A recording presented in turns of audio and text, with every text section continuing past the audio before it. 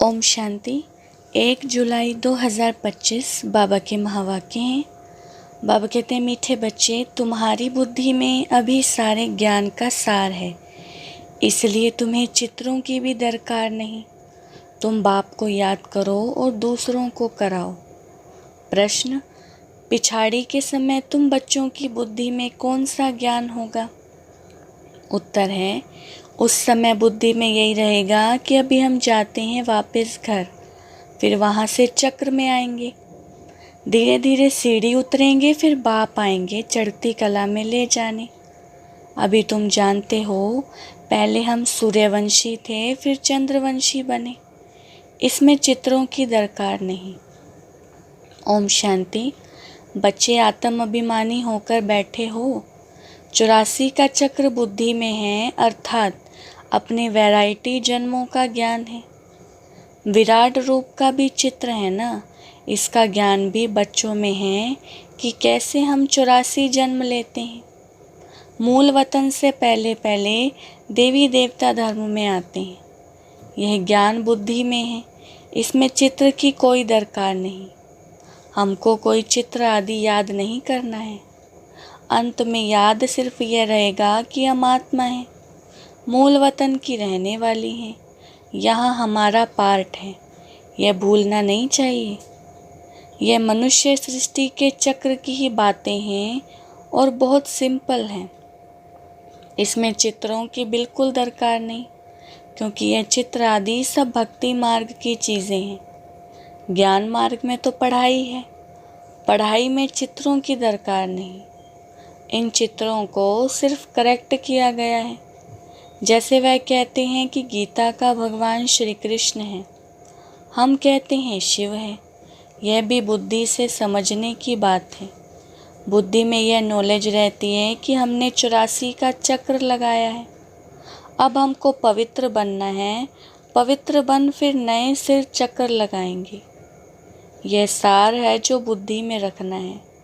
जैसे बाप की बुद्धि में है वर्ल्ड की हिस्ट्री, ज्योग्राफी, वह 84 का चक्र कैसे फिरता है, वैसे तुम्हारी बुद्धि में है कि पहले हम सूर्यवंशी फिर चंद्रवंशी बनते हैं। चित्रों की दरकार नहीं है, सिर्फ मनुष्यों को समझाने के लिए यह बनाए हैं। ज्ञान मार्ग में तो सिर्फ बाप कहते हैं मन मना भव। जैसे यह चतुर्भुज का चित्र है, रावण का चित्र है, यह सब समझाने के लिए दिखलाने पड़ते हैं।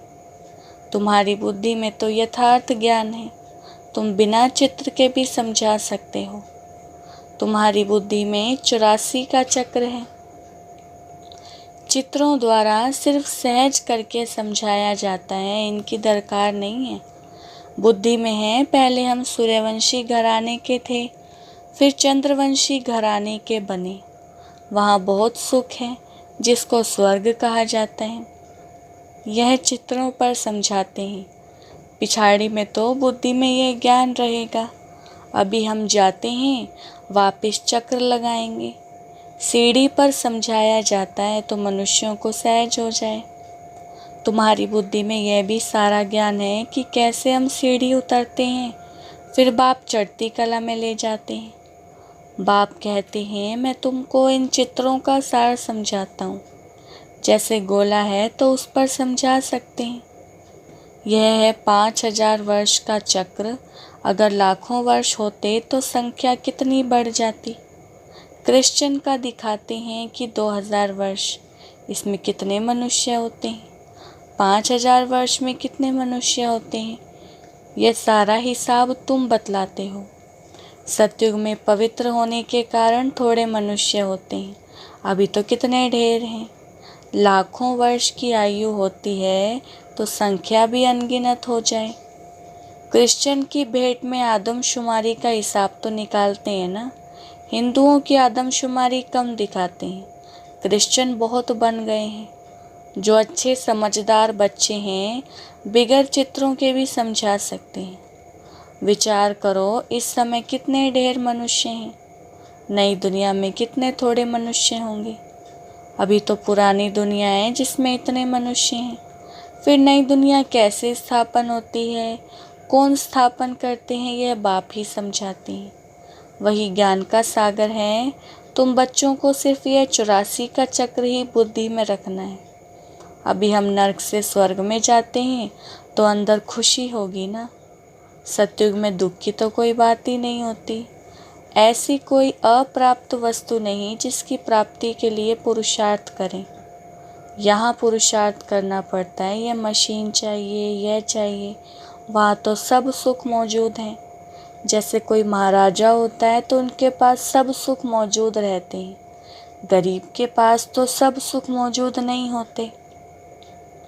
परंतु यह तो कलयुग है, तो बीमारियां आदि सब कुछ होनी है। अभी तुम पुरुषार्थ करते हो नई दुनिया में जाने के लिए।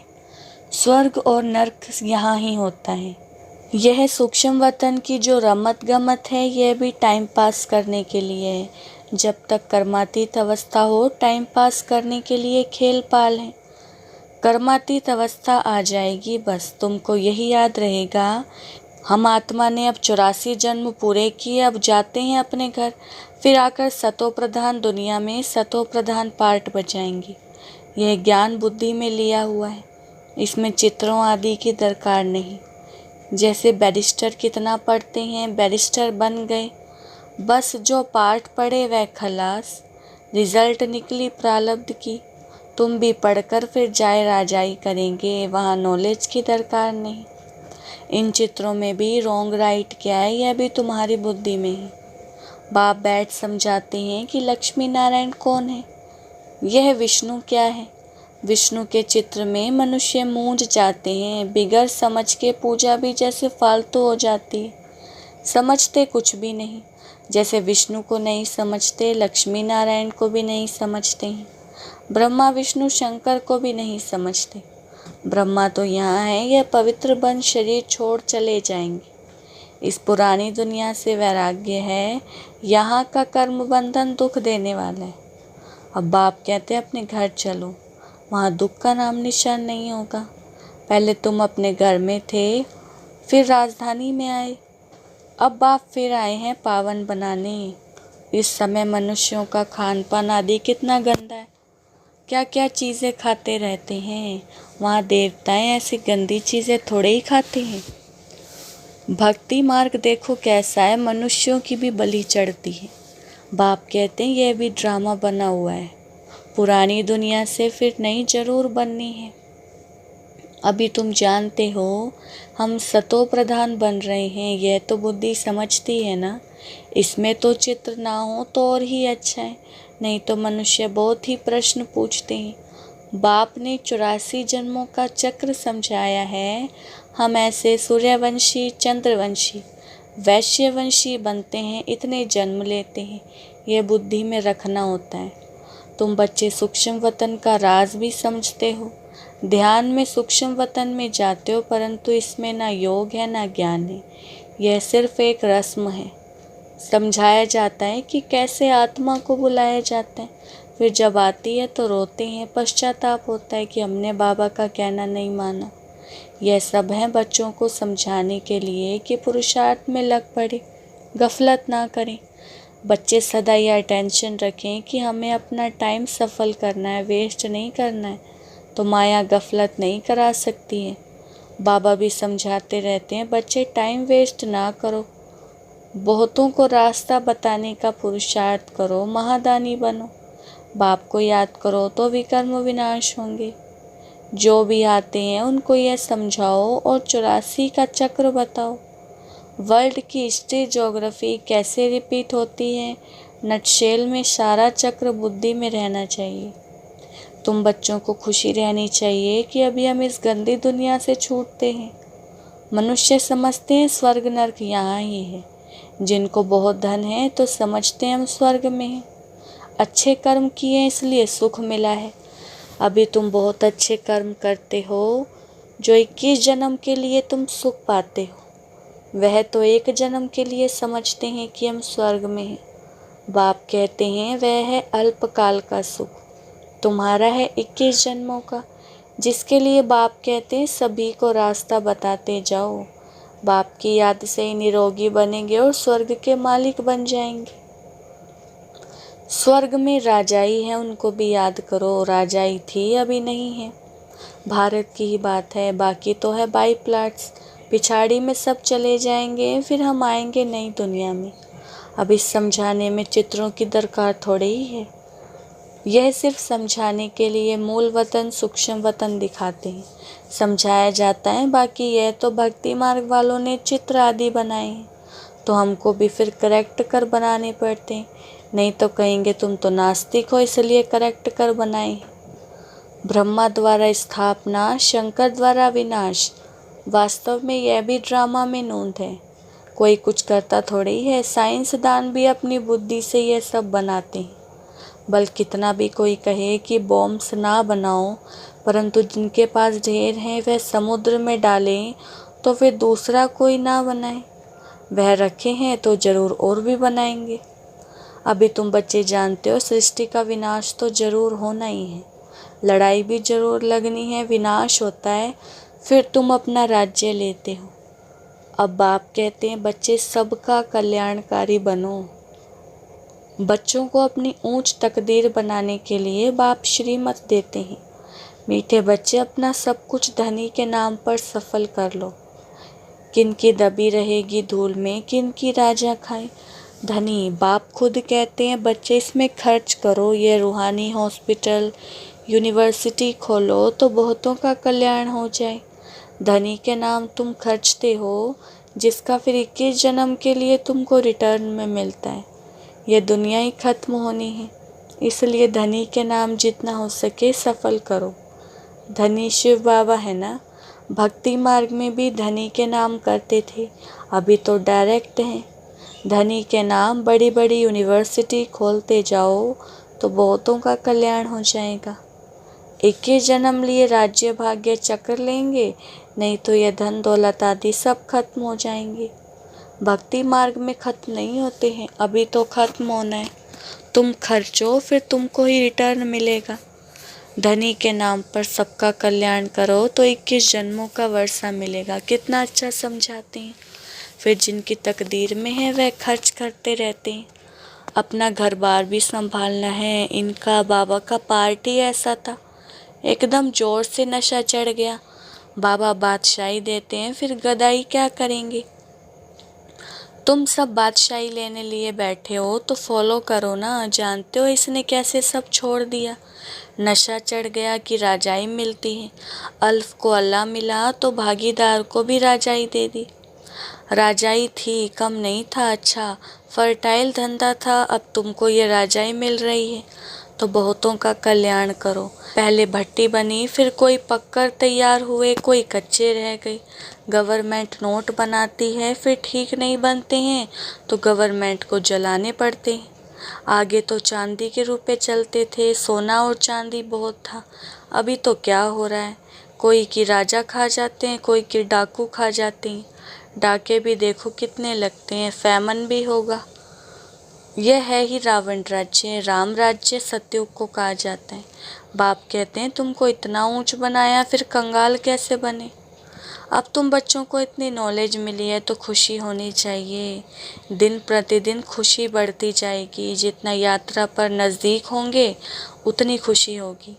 तुम जानते हो शांति धाम सुख धाम सामने खड़ा है, वैकुंठ के झाड़ दिखाई पड़ रहे हैं। बस अब पहुँचे कि पहुँचे। अच्छा, मीठे मीठे सिखलदे बच्चों प्रति माता पिता बाप दादा का याद प्यार और गुड मॉर्निंग। रूहानी बाप की रूहानी बच्चों को नमस्ते। हम रूहानी बच्चों की रूहानी बाप दादा को नमस्ते नमस्ते, गुड मॉर्निंग। धारणा के लिए मुख्य सार। पहला पॉइंट है अपना टाइम सफल करने का अटेंशन रखना है। माया गफलत ना करा सके, इसके लिए महादानी बन बहुतों को रास्ता बताने में बिजी रहना है। दूसरा, अपनी ऊंची तकदीर बनाने के लिए धनी के नाम पर सब कुछ सफल करना है। रूहानी यूनिवर्सिटी खोलनी है। बाबा ने वरदान दिया है, ऊंचे ते ऊंचे बाप को प्रत्यक्ष करने वाले शुभ और श्रेष्ठ कर्मधारी भव।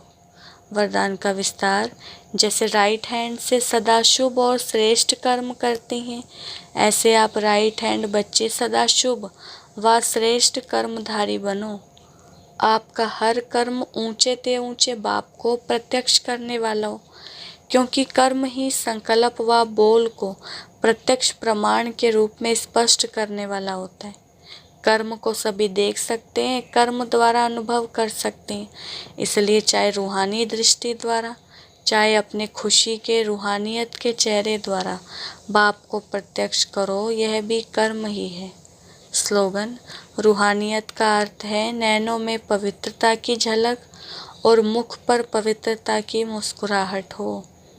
अव्यक्त इशारे। संकल्पों की शक्ति जमा कर श्रेष्ठ सेवा के निमित्त बनो।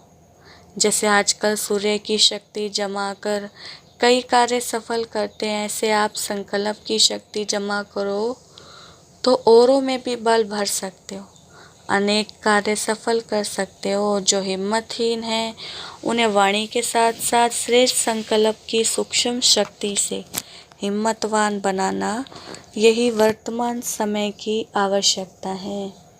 अच्छा, ओम शांति।